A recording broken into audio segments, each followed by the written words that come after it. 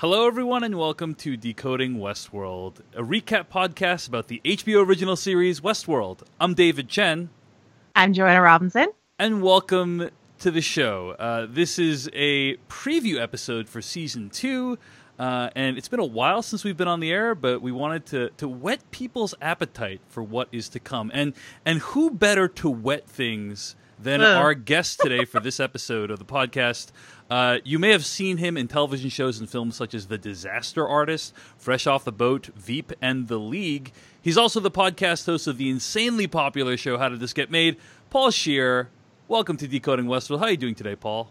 I am doing great. I am so happy to be here. I have one quick thing. I'm so sorry because you're recording live. My child is screaming for me. I'm home alone. Can you edit this out? I'm so sorry. I will be right back. I'm so sorry. Sorry. Man, it was going so well until that point. It really.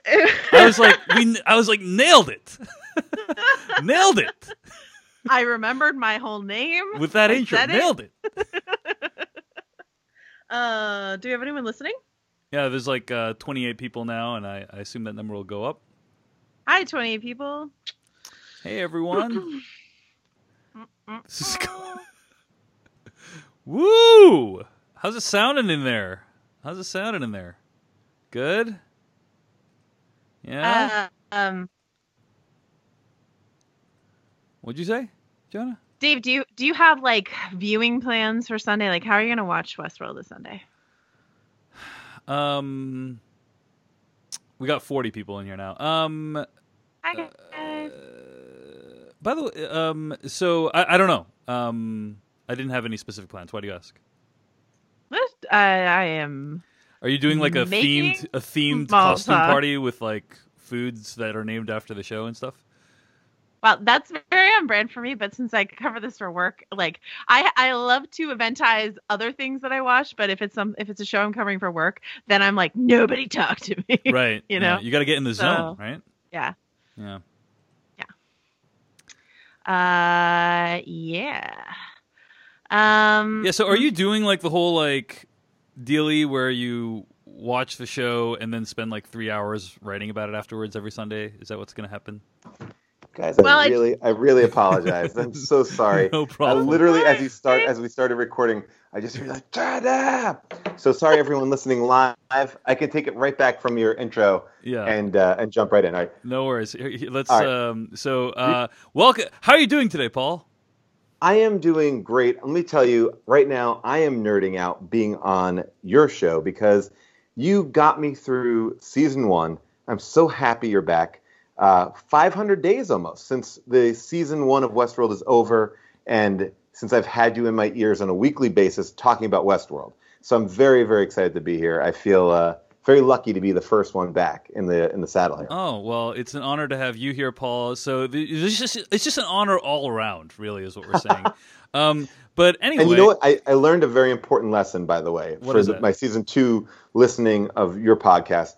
David, whenever you believe something is not right that Joanna says, I'm going to believe Joanna because I feel like I think it's becoming a running joke at this point that I should never doubt Joanna Robinson again, and yet I somehow find a way. Joanna, you are like a Svengali. You figured out this show in such a masterful way, so casually too. It was like watching The Best Close-Up Magician. It was like you're blowing my mind, but you didn't even make it like a big deal. You're like, oh yeah, and then this, and then this, and then this. It was like, every week. I think what was really okay. Let's put a pin in that, Paul. I want to return to that for a second, but. In the meantime, want to make a couple quick announcements about the show. First of all, you can find more episodes of the show at decodingwestworld.com. You can also email us at decodingwestworld@gmail.com. Now, we had originally had plans to have this season be completely free of charge to listeners, and that unfortunately fell through. We had sponsorship plans that fell through, so instead we launched a Kickstarter and tried to raise money to support the show. And we were planning on recording this episode to promote that Kickstarter. But little did we know that our listeners would come through for us in a huge way. And at this point, the Kickstarter has already been fulfilled. So you guys are amazing. Thank you so much to the couple hundred people who backed us on Kickstarter. There's still an opportunity to get in on that if you want. And I actually bought this URL, guys, podcastkickstarter.com. Podcastkickstarter.com. You go there, and it'll take you straight to our Kickstarter if you want to back us. We greatly appreciate it. What a slick operation! I know, it's wow, really yeah, super you guys are really stepping it up. Yeah. You guys are like the Delos Corporation has gotten involved in this podcast. I know. Yeah. It took like a whole $15 to get that URL. Also, want to point out that we are actually open to having sponsors. If you'd like to sponsor an episode, this podcast reaches 100,000 people roughly every episode. Let us know if you are interested to get your product or service in front of those people. You can email us at decodingwestworld@gmail.com. What about like someone like me? If I just wanted to like get on and just advertise just stuff in my life, could I do that? Could I buy ad space on here? You know, just the answer is yes. But you know what, Paul? For you just appear as a guest and you can promote whatever the hell you want. All right. On that note, I should say.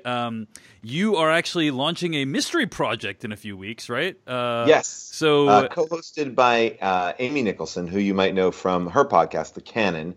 And we're doing something that involves movies. It's kind of the opposite of How Did This Get Made? And I can only say stay tuned. May 17th is when it comes out. I can't even give the title because I'm supposed to keep my mouth shut about it. But all right, we've already said too much. Yeah, you already said too much, but there you go. It's the opposite of How Did This Get Made? It's basically a bunch of movies that didn't get made, right? Is what you're talking about, like fictional movies, right? Or we know exactly how they get made. That's the mystery right now for your audience. We know the exact specific. How did these not get made? These unmade movies, how are they? Yeah. Awesome. I'm really excited. I'm a huge Amy Nicholson fan. I'm a huge Paul Scheer fan. Huge How Did This Get Made fan. So I will be tuning into this mystery project that I will not be talking anymore about. Well, I'm very excited. Look, keep your I don't know how to even promote something that's not even keep your out, orifices open, and you will get whatever Paul's project is when it happens you'll to figure come it on out. May 17th. I'll promote it. Agreed with Joanna. Huge fan of Amy, yourself, and also all of your projects. So looking forward to whatever the heck that is. It should be a lot of fun. Okay, so what are we going to do this episode? I thought it'd be a good idea for us to gather together, talk about, reflect again on season 1 and where we are at the end of Westworld season 1. Talk about some of the stuff that's happened in the last few weeks. So many things have happened, guys. There's been this ARG. Jonathan Nolan rickrolled the entire internet. Paul Scheer hosted this Westworld season 2 panel. And then sort of talk about what we're looking forward to in season 2. So, and just full disclosure, right? We're not spoiling anything from season 2, but I think, Joanna, you've seen the first episode of season 2. Is that correct? Correct. And Paul, I have you have seen too. You have seen the first episode. And I've also seen a 2-minute long trailer that is every episode up until the final episode. Right, they do like that season preview thingy, right? Yes. Yeah. Gotcha. Okay. But can we call trailers as fair game? Like, in the sense of things that we've seen in trailers. Does that feel about right? I know that you guys have a very much next week on, but I mean there has been stuff that has been out. Like the regular trailers, you mean, right? Yeah. Not the season-long trailer, you're saying. Exactly. Yeah, I think that's probably okay. So if it's been out in a trailer that's publicly available on YouTube, I think we'll talk about that. So if you're just getting like Evan Rachel Wood's like bootleg trailers that she makes for her friends, right, then we cannot talk about that. That's correct. Off limits. That's correct. Evan did send me a lot of those, but I'm not going to talk about them. She just does them right on her phone. They're great. So if you don't want to hear about that, then just skip ahead when we get to our season 2 talk. But let's talk first about season 1. Now, Paul, did you watch the show when it first came out? Because it sounds like you rewatched it recently based on some of your tweets. Yes, I did. So I was asked to host this Westworld season 2 panel, and it's been a long time since Westworld was on. Like I said, almost like 2 years. So I really wanted to be on my A game because I understood that whatever we're going to be talking about in season 2, I needed to have a great understanding of season 1 to just kind of, they're not going to give spoilers out, right? This is the most tight-lipped cast in the biz. So I needed to make sure that I was fresh with all the information and not go like, so Maeve was kind of doing this, I think. So I wanted to really make sure. So I rewatched season 1 a couple weeks ago, and then I also listened to your whole podcast in the order that was released. I jumped into your podcast originally later on in the season. So now this is a great chance to kind of go back to the origin of it all. And I have to say, the best Westworld podcast out there. I mean, you guys are the best. Thanks, Paul. We really appreciate that. That's very kind of you. And I will be honest, I was kind of curious how well the podcast would hold up, because when I have very many fond memories of that podcast, but I do feel like a lot of it was us figuring out what the heck was going on in this show. And now that people know, I was hoping the podcast would still be enjoyable, and it sounds like it was. So glad to hear it.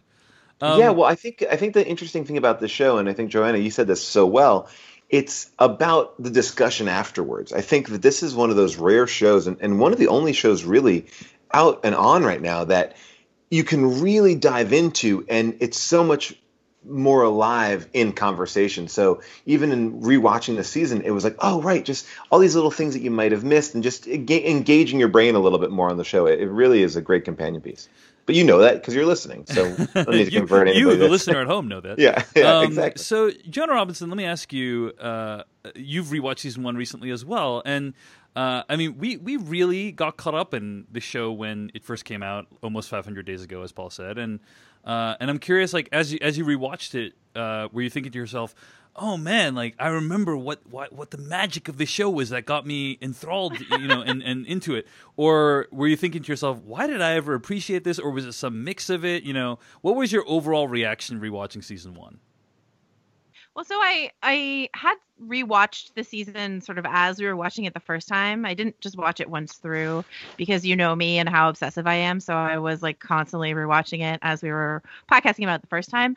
So it's not like this is the first time I was able to watch it through knowing everything. But that being said, with like the distance and time away from season 1 and our discussion of it, it was really enjoyable. I really liked it. Your brain can sort of like unclench a little, because you know where it's all going, and so you can sort of absorb maybe some of the visuals or the acting a bit more closely.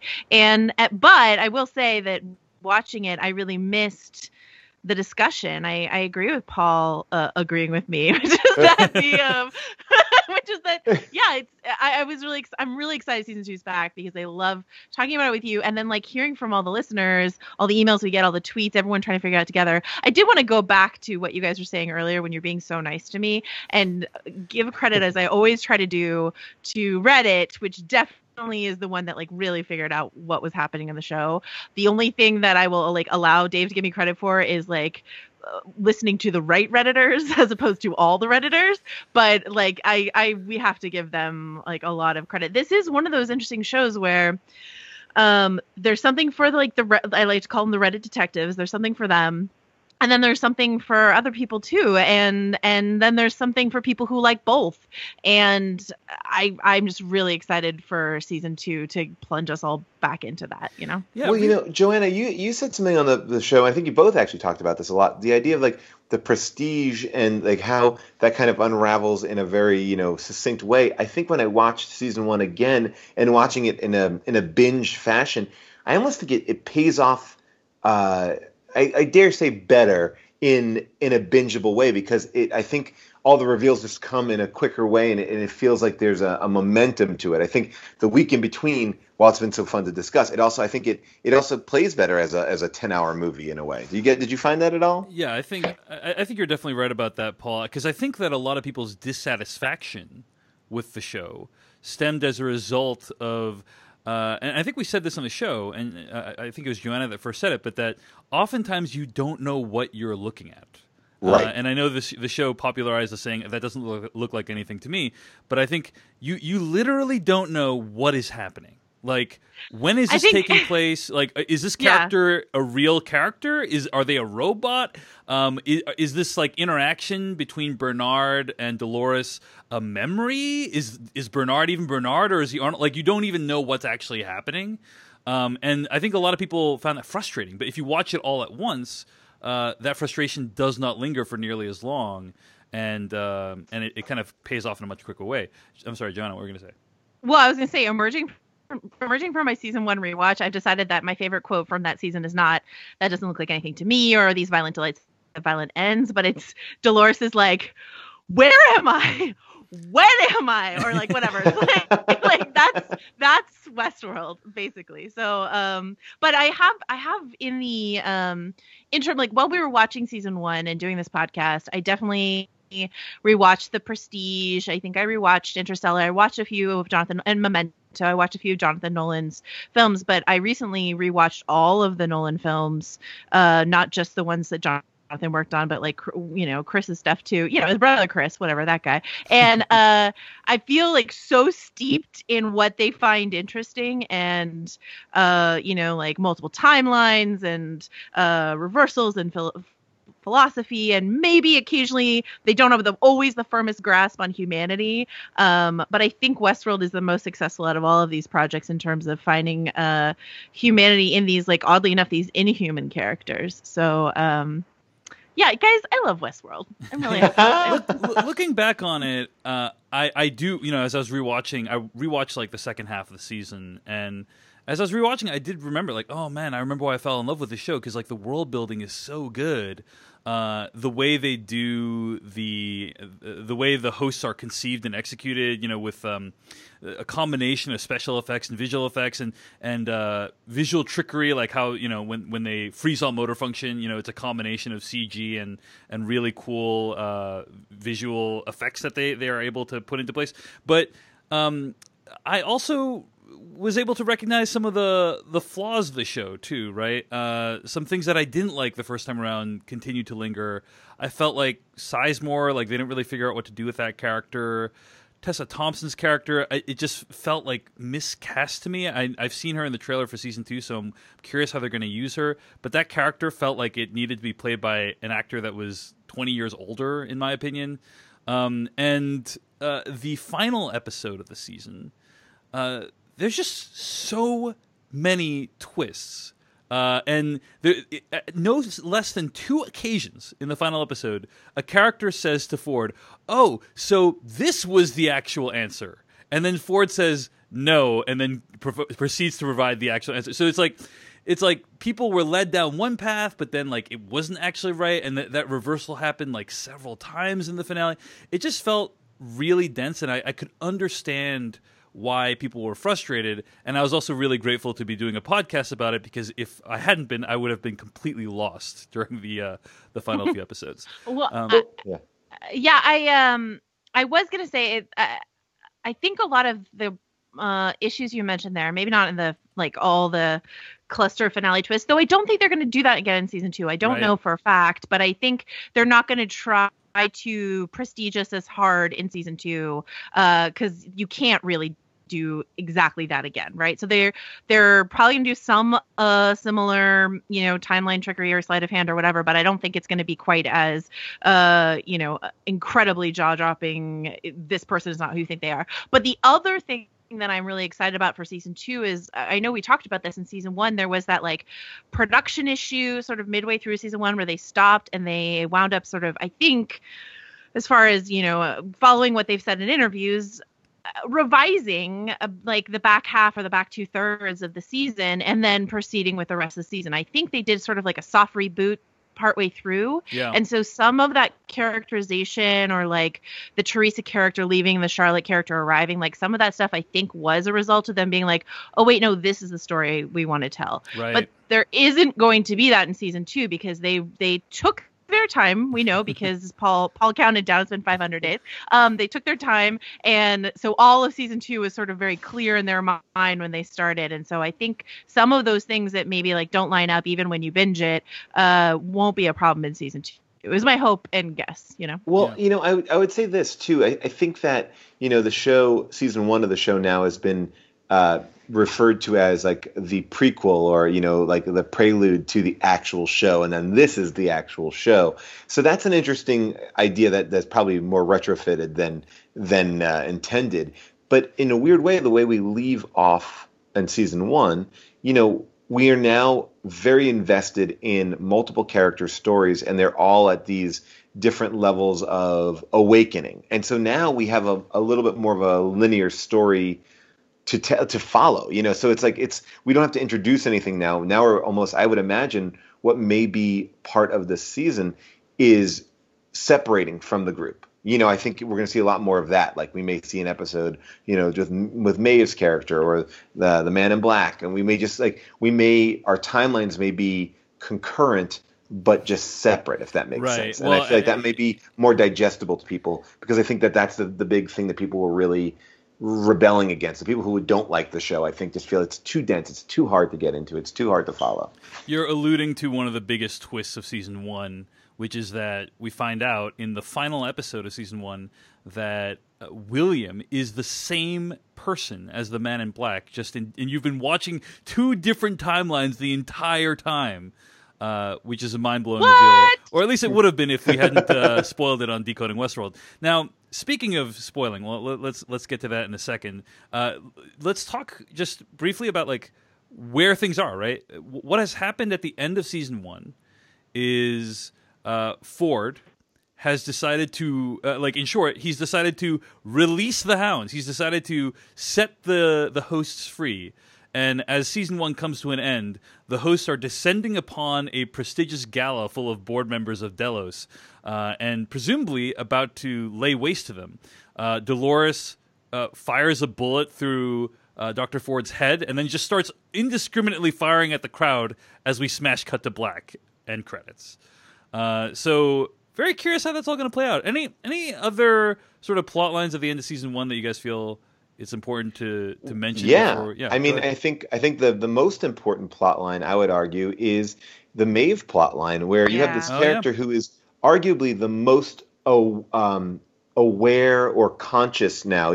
She I think out of all the hosts is the most there, and she makes this giant choice at the end of the season where she decides to go back for her child, which is not even her child. It's another host that was programmed to be her child. And, based on the things I read after season 1, that was her first conscious thought. And it was a very emotional thought, because everything else up into there was planned by Ford. Because, again, the whole idea, this was Ford's master plan, the assassination of Ford, the assassination of people in Westworld. This is, again, may have been retrofitted afterwards, but that was his whole plan. His entire season was leading up to this finale. So that was, I think, a very big moment for the Maeve character to kind of go back, and kind of brings you up to this whole idea of what is awareness versus what's humanity, and is, because she makes a very human choice there. Right. I think there's a double kind of subversion with her getting off the train at the end, right?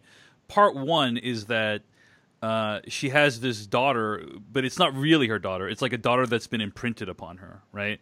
Like a fake memory. It's, obviously, they're hosts. They don't actually have children that we know of, at least. And so she decides, hey, it doesn't matter that this is a memory that's been implanted in me. There's something about the fact that I remember this person as my daughter that is going to drive me to get off this train. That's part 1 of why I feel that's a significant moment. Part 2 is she is going against her programming, right? Because earlier in either that episode or the episode before, it was revealed that escape from the compound was programmed into her, presumably by Ford, I think, right? And so getting off the train is her saying, I'm not going to do what I'm programmed. And so it's kind of her humanity awakening within her. Yes. Very effective. And then, the final, go ahead.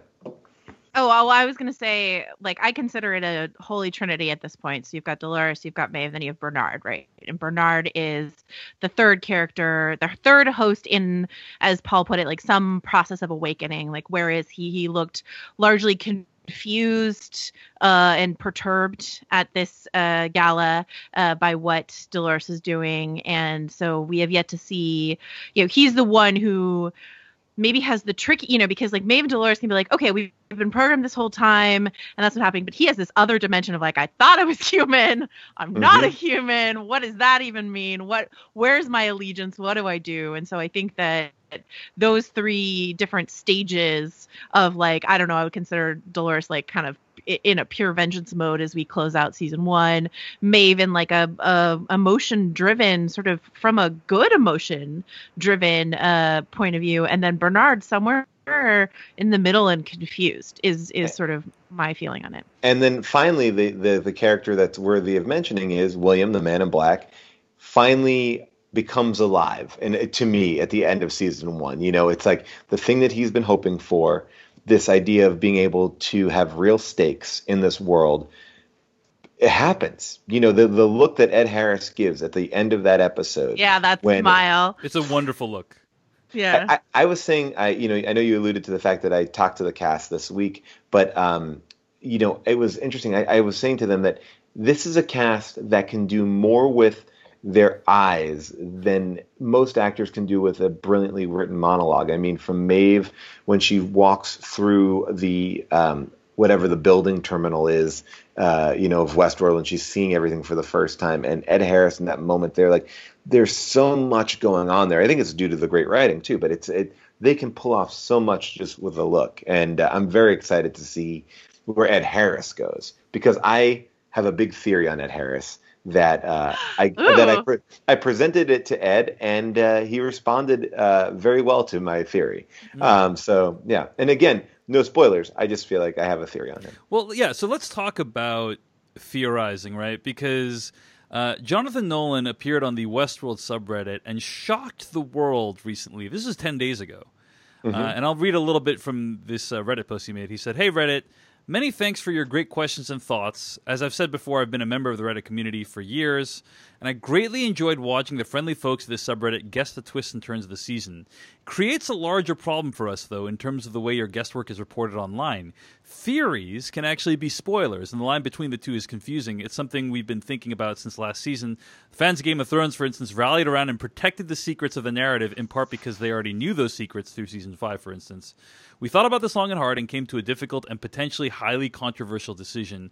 If you guys agree, we're going to post a video that lays out the plot and twists and turns of Season 2. Everything, the whole sorted thing up front.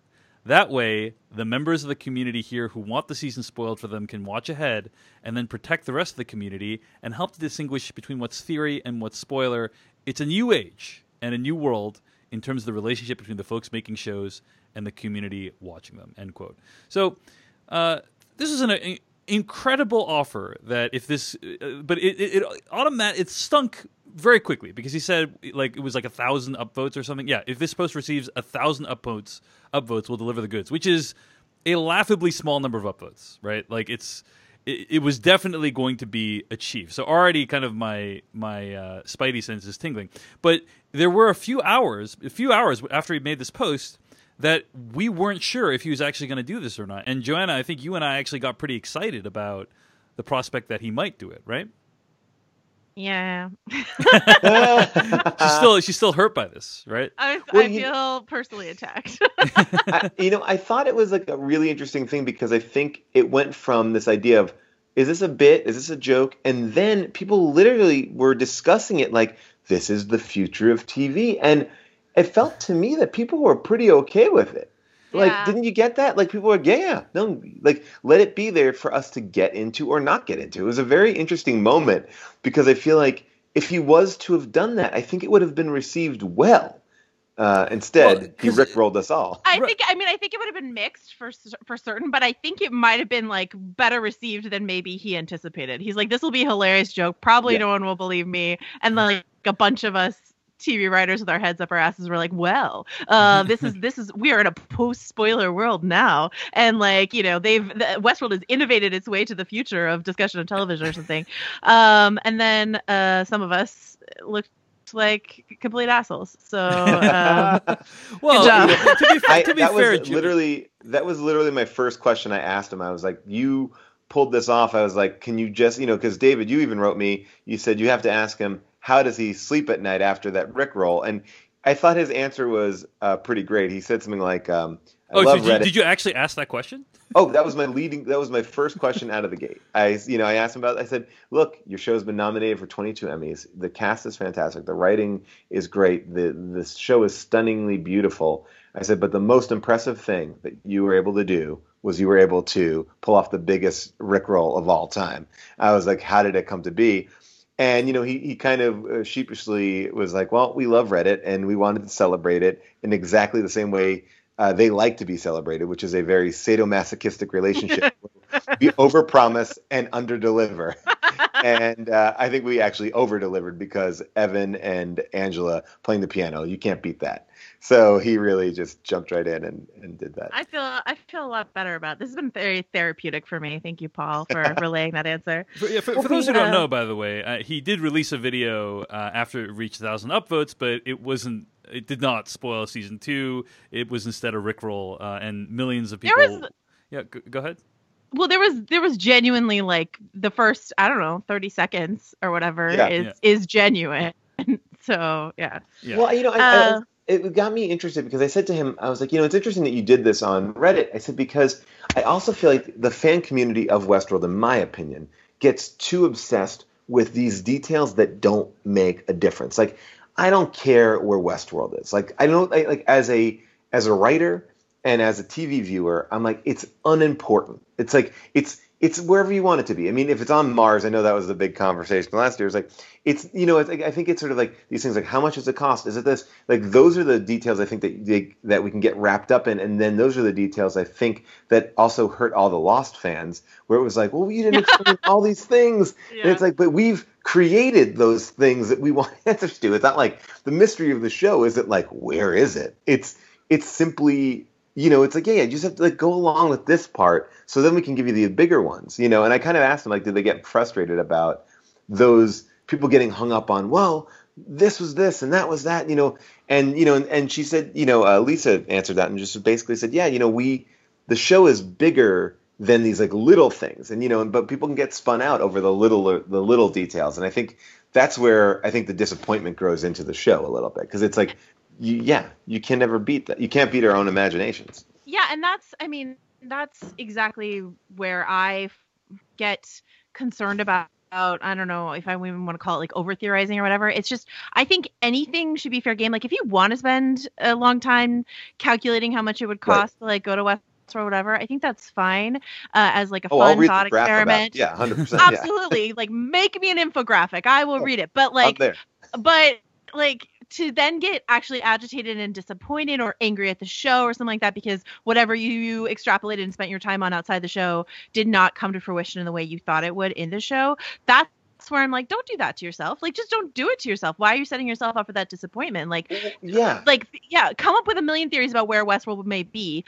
but if it winds up being in your own backyard, like, that's just what the showrunners have decided. It's not like your version is better. Their version is the version. So there you go. It's also like, to me, it's like, oh, well, they can't kill those robots at such a rate because the money would be. It's like all that sort of stuff. It's like, then you're actively taking yourself out of the enjoyment of the show. Like, I think all these shows, from Battlestar Galactica to Buffy the Vampire Slayer to Lost, all these shows that people love, there's a buy-in. You have to buy in at a certain level and be like, okay, yes, if I drill down on the logic, it's just not going to be. No show feels like it's flawlessly, meticulously logicked out. You have to kind of just jump in and go, I buy that much of it. I have to buy that much of it. I buy that Walt is going to make a gun that goes in the back of his trunk that will go off with an alarm thing and be able to mow down all the neo-Nazis. It's like you just have to be like, yeah, I get that. But, because I think that can take you out of the enjoyment of it. And that's a lot of the people I've talked to. Like, they get so hung up on the detail that's not enjoy what, I'd rather you get disappointed in the drama of the show or a reveal on the show, not like or this performance let me down, or like the pacing of this episode is not what I wanted, or whatever it is. Like that, it's not like you're not allowed to criticize the show. I would never say to anyone like, turn your brain off, keep your brain on at all times. But like, the details. Just buy in on some of the bigger concepts. That's all. Like, I think you have to because we have to just get there. So going back to this Reddit thing, I did think it was interesting because, John Robinson, you and I encountered this situation with the spoilering for our Game of Thrones podcast, The Cast of Kings, where people would often email us like book readers would often email us saying like, "Hey guys, my theory is that blank," and then it would be exactly what happens with like an excruciating amount of detail. And it would be like them pretending, like book readers pretending to not be book readers, and then just speculating on the future. Right? This is a phenomenon we encountered, correct? Yeah, I will agree.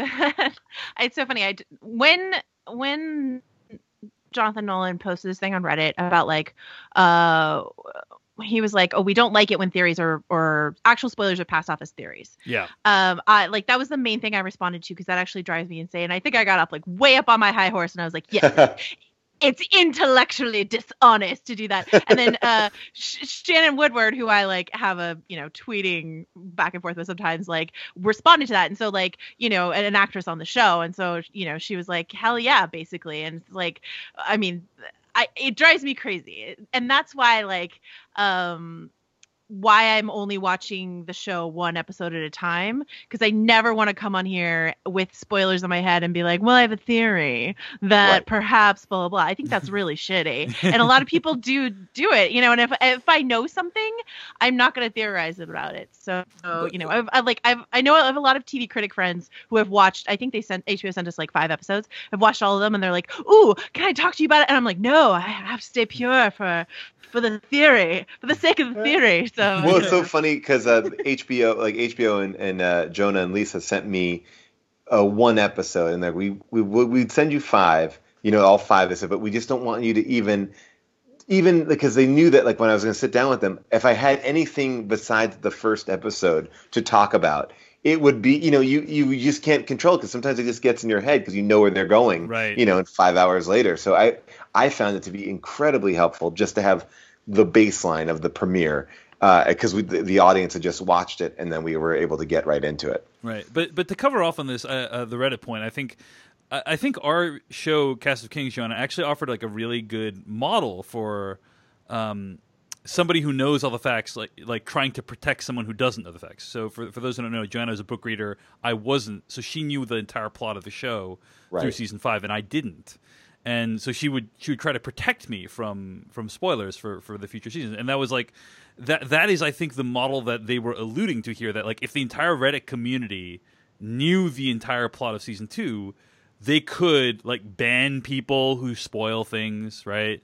They could protect people. That's the model. But I guess my question is, and this is where I would always felt weird about that announcement, was like, well, what are you saying? So how would you know what, like, exactly. if I theorize, like, I just didn't understand how they were going to sift that out, because a theories can, like, look, multiple timeline theory was something that was figured out on Reddit, in episode 1, right? I think people on Reddit already, like, just started digging into it. So it's like, they were like, those logos are different. And that means, Well, turns out, Paul, he didn't put too much thought into it, I think, in terms of your answering your question, but I agree. And I don't know that it would have been a good idea to trust the internet with like confirmed spoilers. I don't know that that's been really done on a mass scale like this before. Well, and also it makes sense for Game of Thrones, which is based on a book, and unless this was going directly off of Future World, the sequel of the Yul Brynner Westworld film, like there's no, how else would you get it? Like I don't think there's like PAs from Westworld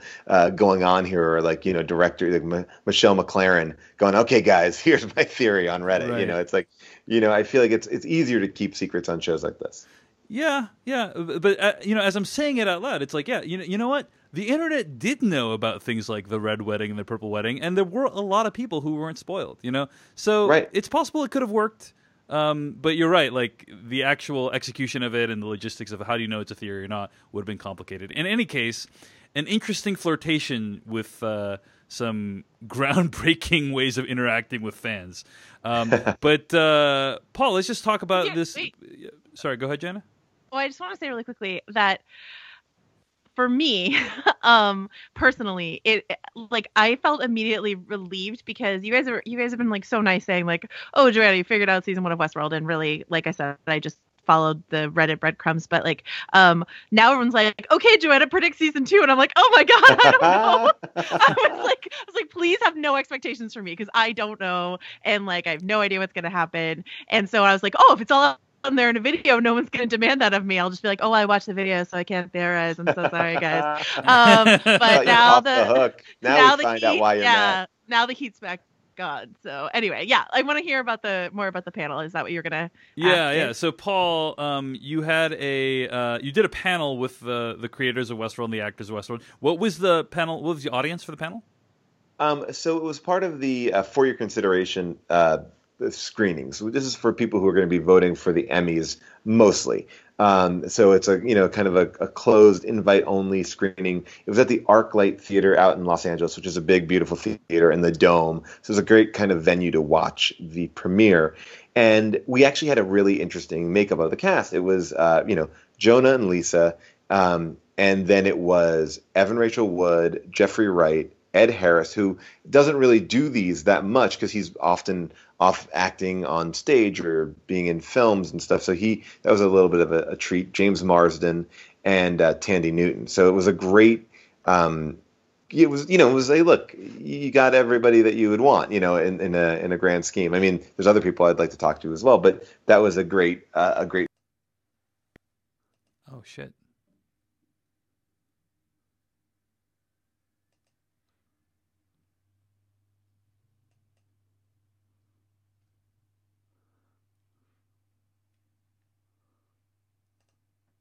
Hey, sorry guys. My Skype crashed, which it never does. That was very weird. Sorry about that. Yeah. So, you were just saying how you had gotten like the correct people that you wanted. Like it was basically who you wanted. Yep.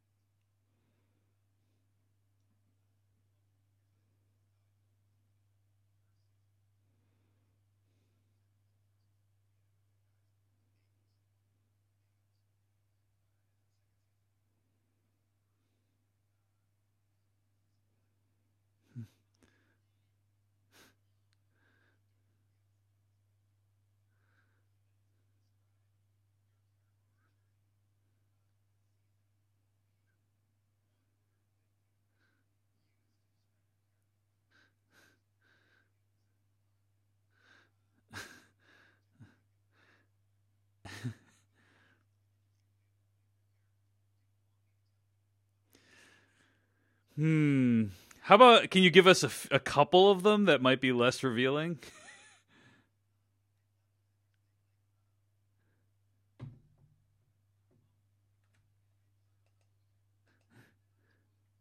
Yeah.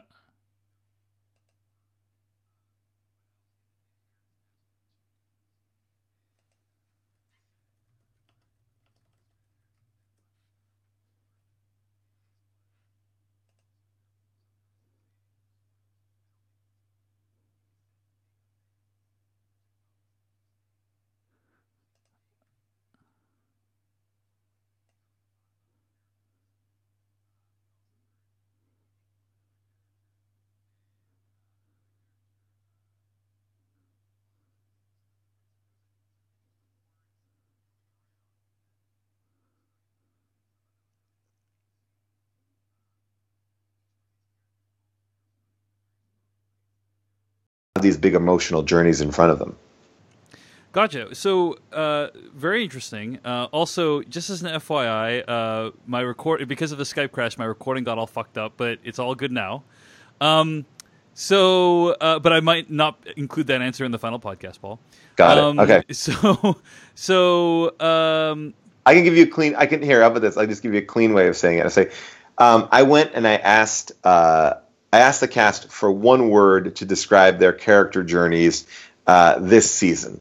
And they each had an interesting word. I will tell you the one word that I don't think is a spoiler, which is when I said to Tandy, like, what's one word that describes your character this season? She said, without missing a beat, lasagna. I don't think that is gonna. I don't unless there is a world that we don't know about where they're making amazing pasta. I think that Garfield world confirmed. I think what she's world. saying, what she's saying is that her character has multiple layers, right? What? And that each of the layers is super thick. So deep. Physically and emotionally, you guys know what I'm saying? Any other highlights, Paul? First of all, Paul, yes. I'm gonna put out there that the two questions I would have asked Jonathan Nolan, as you've already alluded to. Question one: what kind of mattress do you have? Because I want to know how you sleep at night.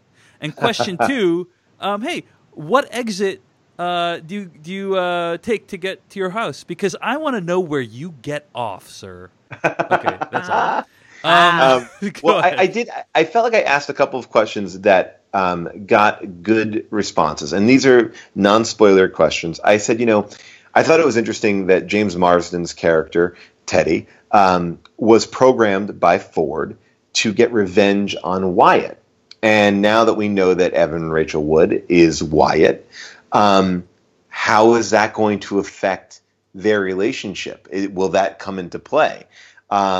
And James was talking about his character. He said that his character, he feels this season is going to be very conflicted with a multitude of influences and relationships. So that I feel like which will be interesting to see how that character kind of plays out, because I think in many respects Teddy was the most simplistic host. He was the one who I think you could argue is the furthest away from the awakening of the core group. So I think it will be really interesting to see him struggle with what's going on. So I thought that was an interesting response, and that's all from season one.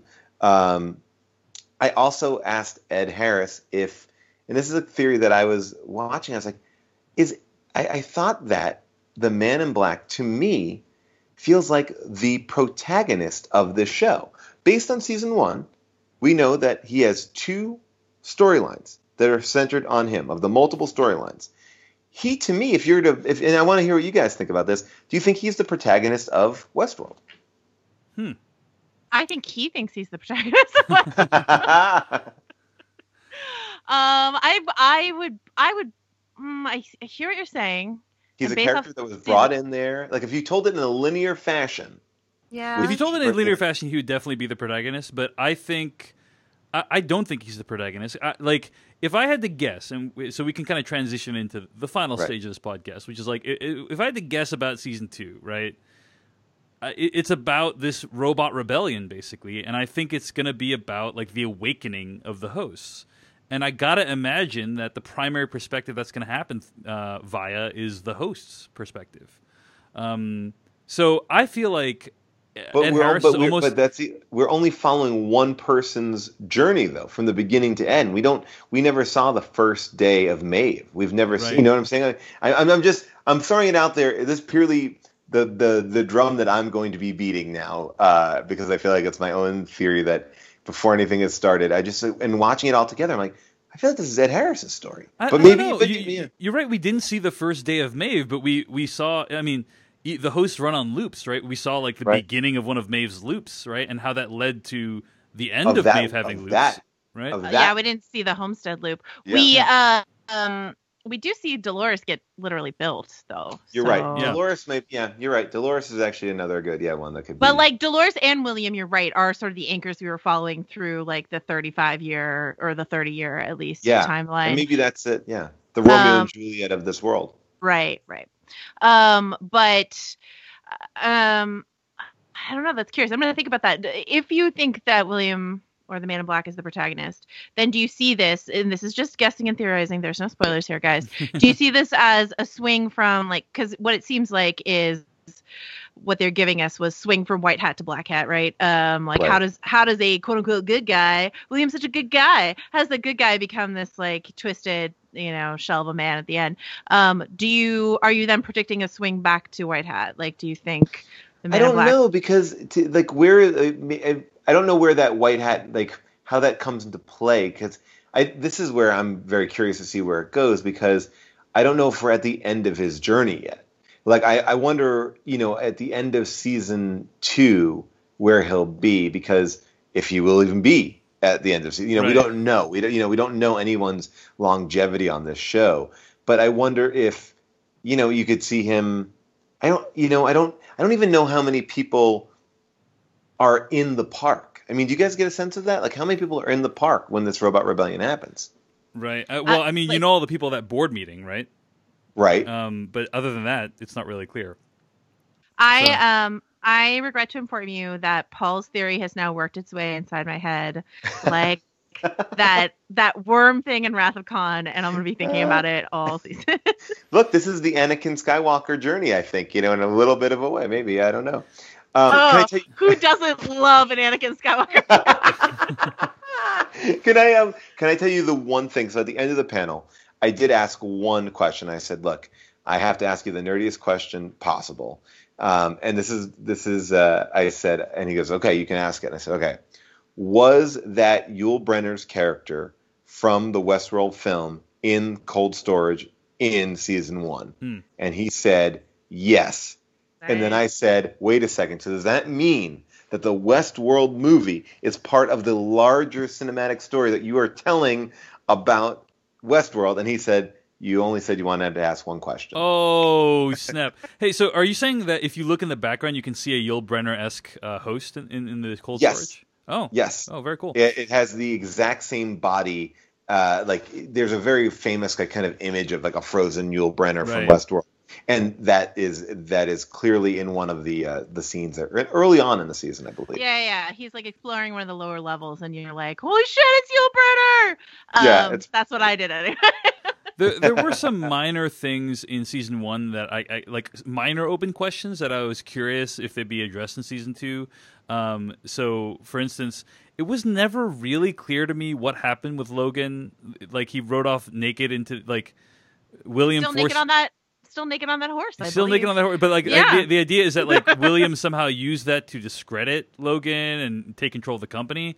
But it's really there's no cameras in Westworld. You can't, what I mean? It just felt really implausible to me that he would be able to wrest control of from Logan via. I don't think. Yep. Go ahead. Is casting a spoiler? I don't know. Yeah, fair enough. I mean, I would say yes, but if it's not in any of the trailers, then it is in the trailers. Ben Barnes and Jimmy Simpson are back, so we haven't seen the last of the trials of young Logan and young William. Fair enough. Okay, so, cool. And then the other thing is, Elsie. I just felt like that character got killed basically off screen. And it seemed like they didn't really deal with the consequences of her death in any major way. So I am curious, if anything is going to come of that. My guess is no, but it just felt like. I don't know. I don't think she's dead. Yeah, all I'm going to say to you, Dave, is what I said to you literally last time we talked about this on the podcast, which is if you don't see the body hit the floor, don't believe someone is dead. I agree with you, because I remember when you guys were talking about that in the last season of the podcast. I agree. I think that they are very tricky. This show is a tricky show, so you really do need to see. You need to see finality to know that someone is dead. I believe that she is going to come back based on nothing that I know. I just believe that character is not gone. Okay. Yeah. All right. Okay. So on that note, as we wrap up here, let's just talk about kind of what we are hoping to get out of season 2. What is the storyline you're looking forward to the most? What is something that you really want to see? What gets you amped about season 2 as we head into it? Paul Scheer? To me, I think what I feel and what I'm looking forward to is a connection to this world and this character that I really didn't have in season 1. The beginning of season 1, I feel like there's a lot of track being laid in those first 5 episodes. And so I think it's one of those shows where you had to invest some time to get the payoff. There was obviously beautiful visuals and there's a lot going on. But right now what I'm really excited about is seeing these characters, exploring these characters. We left them at this point where they are – we know exactly where they are, and now we get to kind of see their stories in a way. It's sort of in a weird way, I feel like season 1 was the origin story of a lot of these characters, and so now we're going to see them interact. The second movie. It's like the Iron Man 2 of the Marvel Cinematic Universe. Yeah, and I would actually just say, let's say Yeah, you Captain guys, America too, because yeah, you I'm guys just are joking. killing it with Everyone these, doesn't like Iron Man these 2. Anakin Skywalker Iron Man 2 promises for people. Get them really amped. Yeah. but I mean, yeah, like to me, I think I am going to be curious about how they're going to pull off exactly where we're traveling. I will say that as someone who's seen episode 1 and seen the trailers, not the exclusive one, but the one that's online, I still don't know how they're going to get to certain things that I've seen in those trailers where I'm like, oh, wait, were they there? Because I will say the one thing that in one of the trailers, it looks like they are on mainland or a populated city at one point, and I'm like, oh my gosh, what is that? Like, what is that? Like, where does the story take place? Are we going forward, or like this show is so unpredictable that we don't know where the beginning, middle, and end of the show is. So that's what I'm really excited about, is what new direction they're going to take us in, and I think they're going to really whip us around. Yeah, you've never seen really the world outside of Westworld or Yes. the Delos Corporation that's running Westworld. So it is an open question whether we will see the outside world. I don't think we even know what year this is taking place, right? No. It could be taking place in the year like 4000. And they're on a different planet. Like, we have no idea. So, Joanna Robinson, what are you looking forward to most in season 2? Joanna, did we lose Joanna? Oh no. I heard her put was that you that was making the noise? Oh no, we lost Joanna. Okay. Oh, I'm here. Okay, I'm you're here. back. Sorry, you guys are like going full host on me for like the robo call situation. Yeah, like, gotcha. Oh, yeah. Sorry. Go. It's live radio, folks. So Joanna, what are you looking forward to most in season 2? So I did a post on VF.com this week about sort of digging into the new members of the cast that they've added. And like at first flush, I was like, God, do we need more characters? We have so many characters to keep track on Westworld. But I really like what it seems like they've done with some of the casting choices here, is really flesh out some of these other cultures that they are promising to follow. So we saw in season 2 this like Japanese, what they're calling Shogun season world. 1, you mean?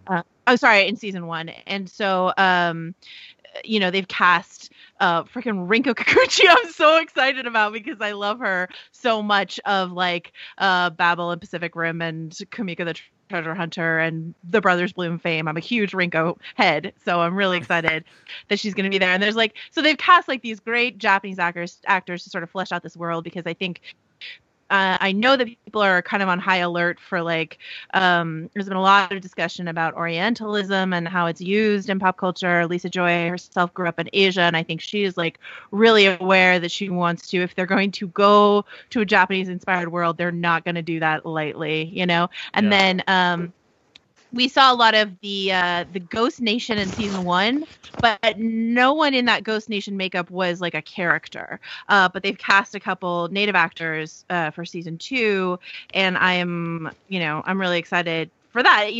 Especially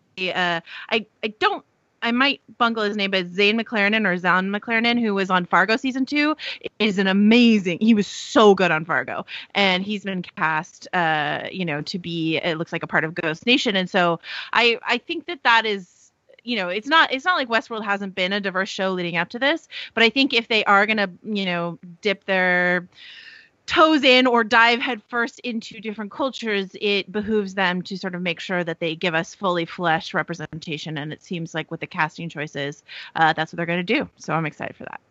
Awesome.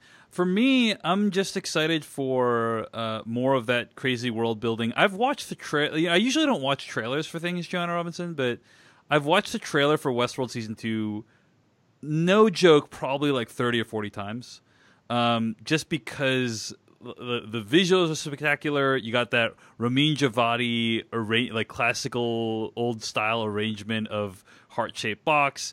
The way that the production elements all come together make for a really compelling and cinematic package that I'm really looking forward to experiencing again.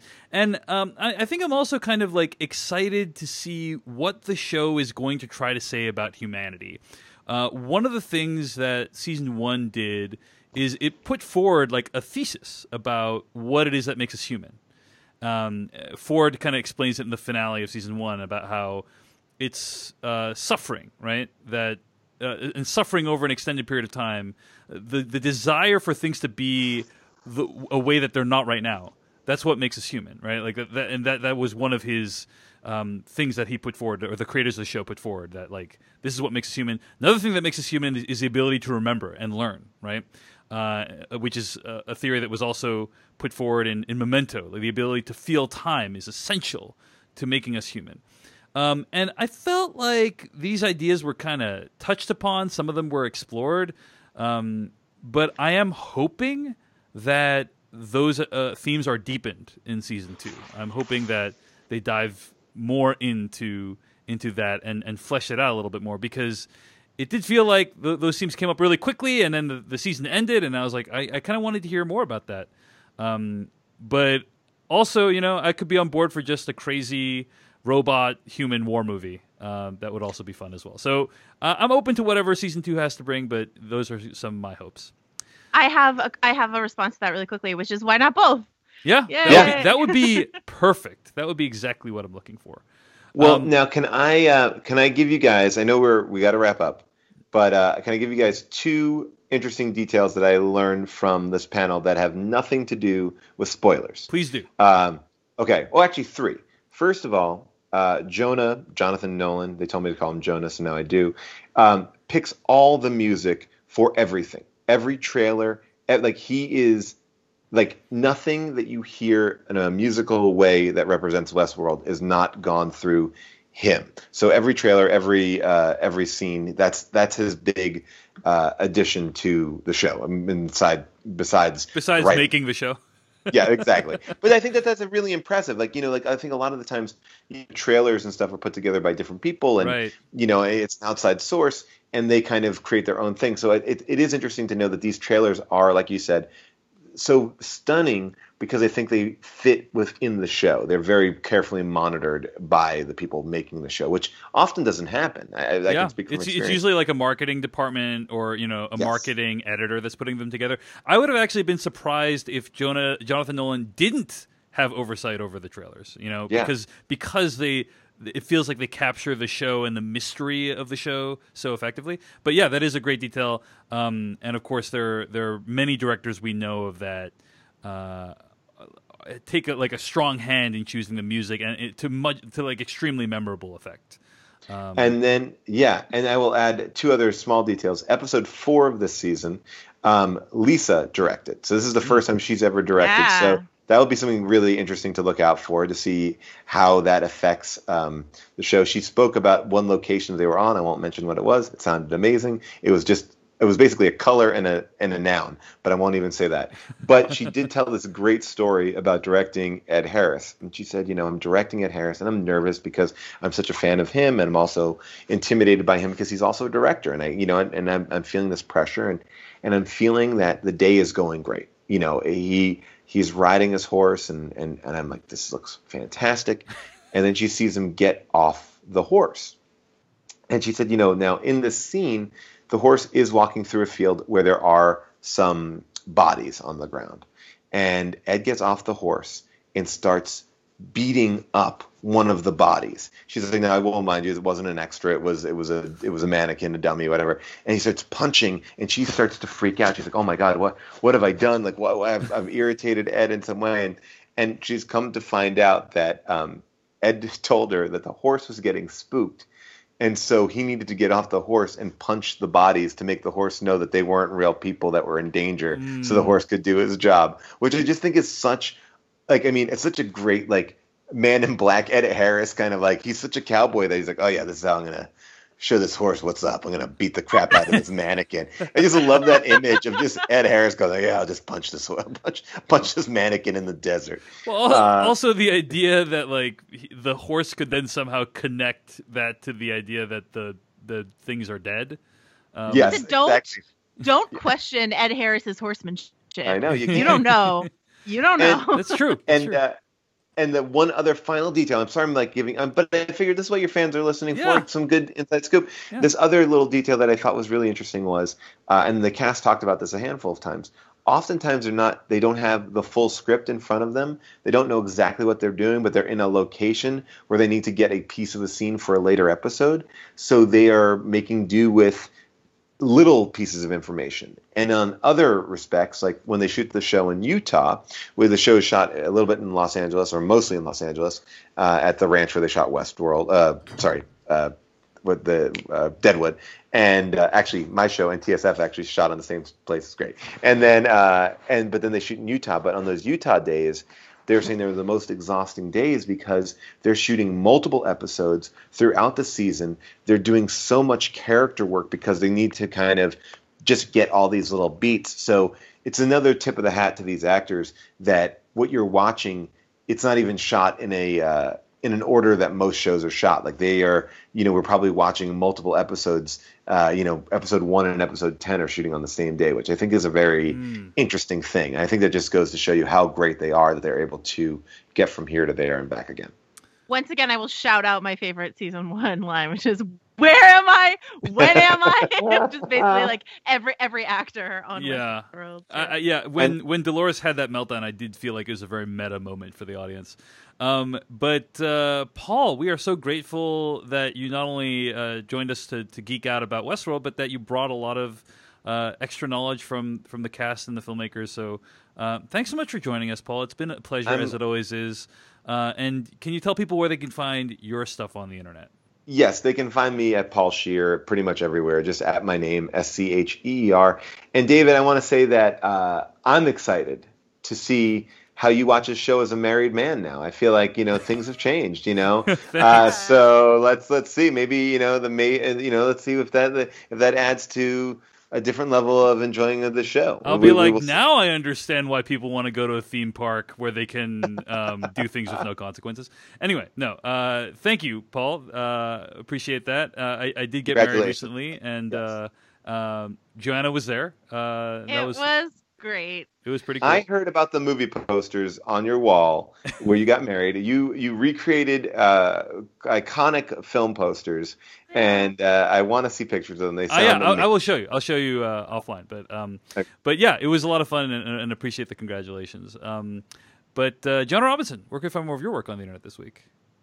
When I'm not attending Dave Chen's wedding, you can find me at, which I only will probably do once. You can find me at VanityFair.com. I'm actually doing another Westworld podcast for VF with my friend Richard Lawson over there. So you can. It's called Still Watching Westworld. What are you doing? Who is this? They can't be as good as David. Richard's great. So no fighting. Way to make it awkward, Paul. Thanks. More Westworld for everyone. Or you find me on Twitter incorrectly predicting Westworld season 2 at Joe Wrote This. And can I just say, Joanna, like your write-ups on Vanity Fair are just. I mean, I love your writing regardless, but it's so great. I feel like this is it's a must read. Even in listening to the podcast, it's still a must read. Agreed. Agreed. It is a quintessential guide to the show. So, find all my stuff at Dave. Bring back Gem Pop, guys. I want Gem Pop at the end of the season. I want you guys to get back into it. I love hearing you guys talk about my favorite shows. You guys are perfect together. All right. Forget this Vanity Fair guy. Okay. Thanks, Paul. I really appreciate it. And find my stuff at DaveChen.net. I'm on Twitter at DaveChensky. You can still support this podcast by going to podcastkickstarter.com. And if you want to sponsor us, email us at decodingwestworld@gmail.com. It's going to be an exciting season up ahead. We'll see you on the next episode of Decoding Westworld.